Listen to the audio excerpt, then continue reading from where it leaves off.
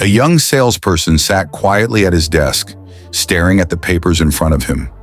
His shoulders were slumped, and the usual spark in his eyes had faded. Just hours earlier, he had walked out of a meeting that he had been so confident about, only to lose what could have been the biggest sale of his career. He replayed the conversation in his mind over and over again. He had presented all the facts, explained the benefits, and answered every question the client asked.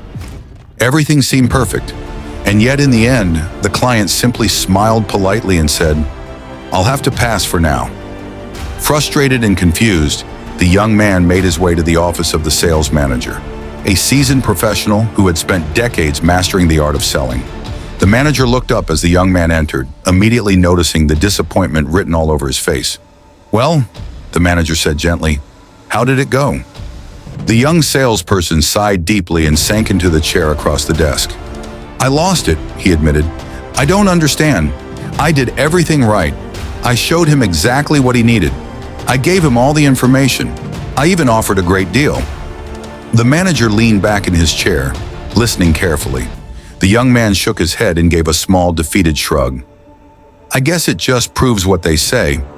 You can lead a horse to water, but you can't make him drink." For a moment, the room was quiet.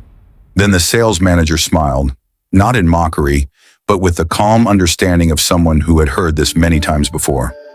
"Son," he said, leaning forward slightly, "let me give you a piece of advice, something that took me years to truly understand." The young man looked up, curious despite his disappointment. "Your job is not to make him drink," the manager continued. "It's to make him thirsty."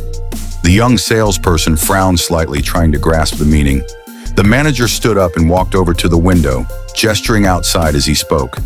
"You see, people don't buy because they are told to. They don't buy because all the facts are lined up neatly in front of them. People buy because they feel a need, because they want something, because they can already imagine how their life or business will improve." He turned back toward the young man.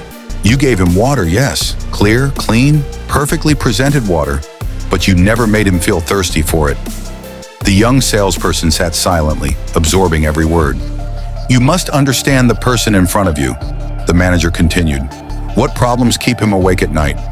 What goals is he chasing? What frustrations is he dealing with? When you can connect your product to those emotions, to that need, that's when he'll want to drink."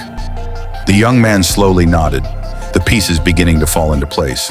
"So next time," the manager said with a reassuring smile, "don't just present what you're selling, show him why he can't do without it." A spark returned to the young salesperson's eyes. He stood up, feeling a renewed sense of purpose.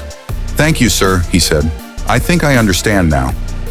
As he walked out of the office, he no longer felt defeated. Instead, he felt challenged, ready to try again, not just to sell, but to truly connect. And this time, he wouldn't just lead the horse to water, he would make it thirsty.